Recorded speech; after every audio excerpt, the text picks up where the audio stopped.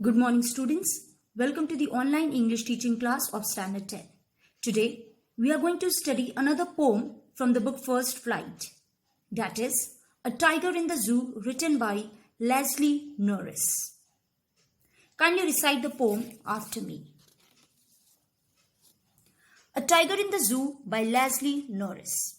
He stalks in his vivid stripes the few steps of his cage on pads of velvet quiet in his quiet rage. He should be lurking in shadow, sliding through long grass near the water hole where plump deer pass. He should be snarling around houses at the jungle's edge, baring his white fangs, his claws, terrorizing the village. But he is locked in a concrete cell, his strength behind bars, stalking the length of his cage, ignoring visitors. He hears the last voice at night, the patrolling cars, and stares with his brilliant eyes at the brilliant stars. Now, A Tiger in the Zoo, written by Leslie Norris. Leslie Norris, fully named as George Leslie Norris, was a prize-winning Welsh poet and short story writer. He was born in 1921 and he died in 2006. By nationality, he was British. He taught at academic institutions in Britain and the United States, including Brigham Young University. Some of the famous books written by him are Albert and the Angels and The Girl from Cardigan. He wrote series of poems, giving it a title as Leslie Norris Collected Poems. Now, let's see the central idea of the poem. Means, what actually is the theme of the poem? In this poem, the poet tries to depict the mental condition of a caged tiger. He compares the life of a tiger in the zoo with its life in its natural habitat. The poem shows the great importance of freedom. The poet heightens the contrast between freedom and captivity. He very impressively shows us how love for freedom is the natural instinct of every living being. So the wild animals should be left in their natural habitat. Now let's see the tone of the poem. The tone of the poem is quite ambiguous.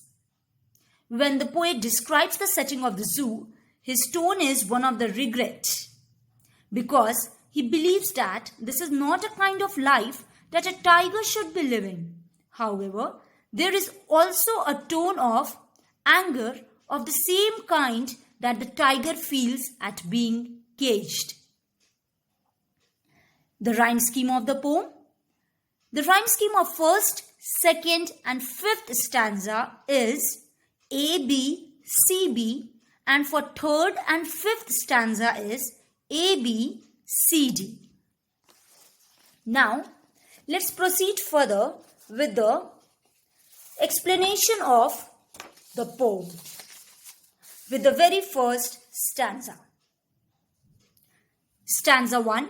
He stalks in his vivid stripes the few steps of his cage on pads of velvet quiet in his quiet rage. Let's see the word meanings first, children. The important words here to be known. Stalks. To move quietly in a threatening way. Vivid means clear. Stripes. Long narrow bands. Pads. Pads in this context means the poem's context over here means the soft part under the foot of the tiger. Rage means anger. Now let's see the explanation section. The poet sees a tiger locked in a concrete cell in the zoo. It is a very small cage. The tiger can hardly take a few steps along the length of the cage. He looks majestic as he slowly moves up and down in his cage. The sharp and clear stripes on his body are of strong bright color. His pads are velvet soft. In spite of all his strength, he now lies imprisoned behind the bars. The caged tiger is angry. He is full of rage, but is quiet because he knows that he is helpless here. Now let's proceed with the second stanza. He should be lurking in shadow, sliding through long grass, near the water hole where plump deer pass. Let's see the important word meanings here. Lurking. Lurking over here means to hide. Sliding. Sliding means moving. Hole. Hole here means pool. And plump over here means chubby. Now, let's go with the explanation section. Looking at the imprisoned tiger, the poet is filled with pity. He says that the poor tiger should have been in his natural habitat, that is in the jungle, hunting and resting. Then at this hour of the night, he would have been lying in the shadows of trees and sliding quietly through the long grass, instead of being here imprisoned in the cage. He would then, near the water hole, wait for some fat and healthy deer to pass that way. Thus, he would be lying there in expectation of a heavy feast. Let's proceed with the third stanza. He should be snarling around houses at the jungle's edge, baring his white fangs, his claws terrorizing the village. Let's see the important words and its meanings. Snarling over here means to make an angry and warning sound. Baring here means to show. Fangs. Two long sharp teeth at the front of the mouths of some animals. Terrorizing, frightening or threatening to create fear. Let's go with the explanation section. In these lines, the poet imagines what the tiger would be doing in case he failed to find any prey in his natural habitat. He says that the tiger would be angrily moving around the houses in a nearby village. He would be growling at the edge of the jungle near some village. He would be showing his white fangs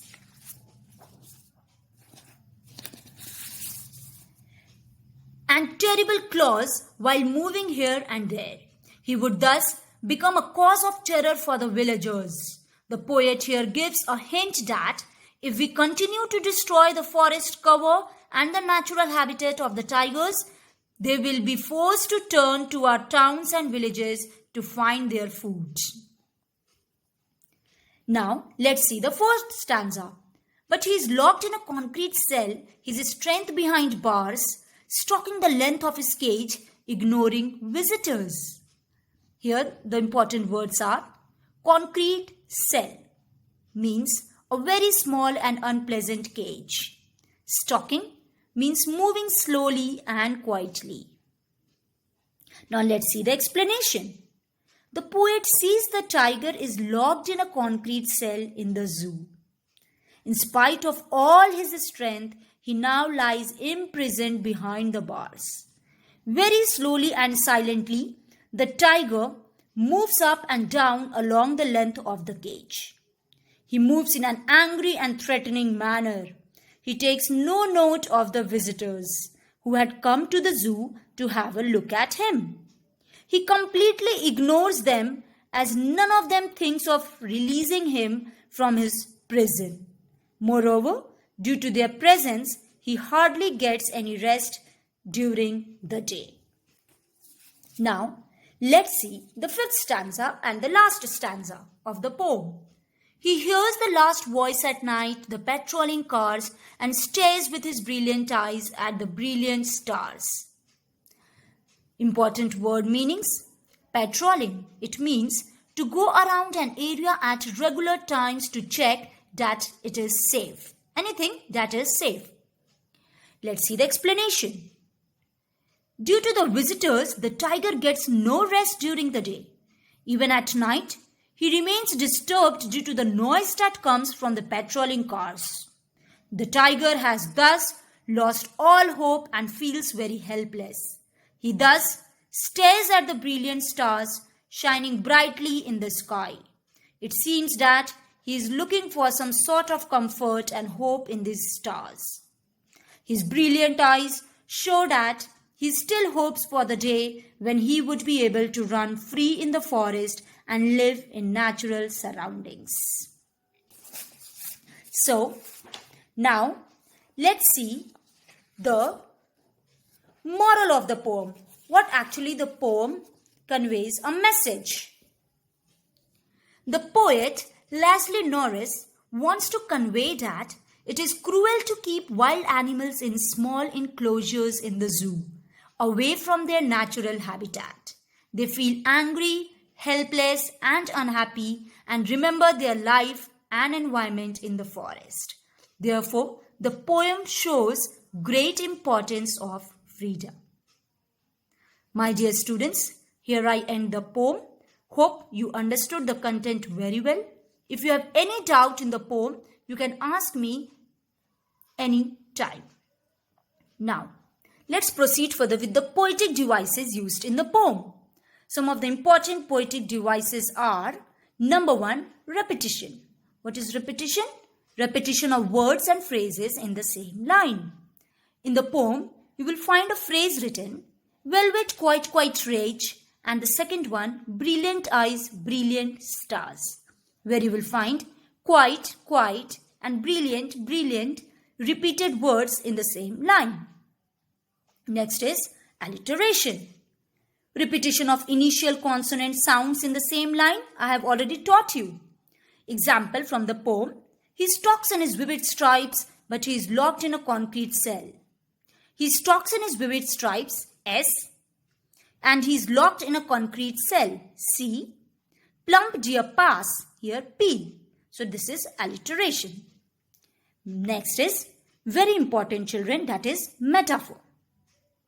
Indirect comparison between two objects.